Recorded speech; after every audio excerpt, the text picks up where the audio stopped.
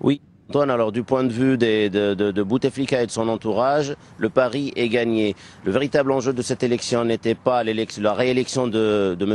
Abdelaziz Bouteflika à la tête de l'Algérie, mais c'était le taux de participation qui, effectivement, dépasse les 74%. Alors si on analyse un peu la courbe de ce taux de participation tout au long des dernières consultations électorales, il était de 75% aux élections présidentielles de 95 avec l'élection de Yamin Zerwal comme président.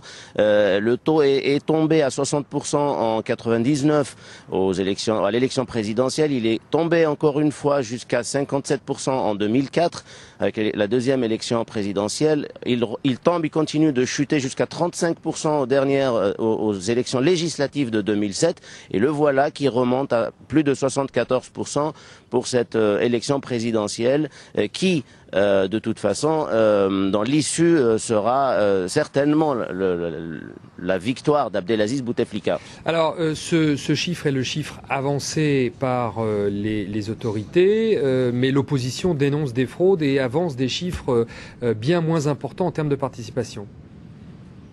Alors la participation, enfin l'opposition et notamment le Rassemblement pour la culture et la démocratie de Saïd Sadi dénonce ce qu'il considère comme une fraude notoire. Il a évoqué notamment un bourrage d'urnes. Alors ce que nous avons pu nous constater, c'est une sorte d'incompatibilité entre les scènes de liesse auxquelles on aurait pu s'attendre devant un tel raz-de-marée. Dans tout Alger, je suis au-dessus d'un promontoire où je pouvais voir tout Alger hier soir. Je n'ai vu que quelques feux d'artifice pas loin de la grande poste d'Alger et quelques voitures qui ont sillonné les rues d'Alger à coups de klaxon pour signifier que la participation, le pari de la participation a été gagné. Adel Gastel, envoyé spécial de France 24 à Alger. Merci.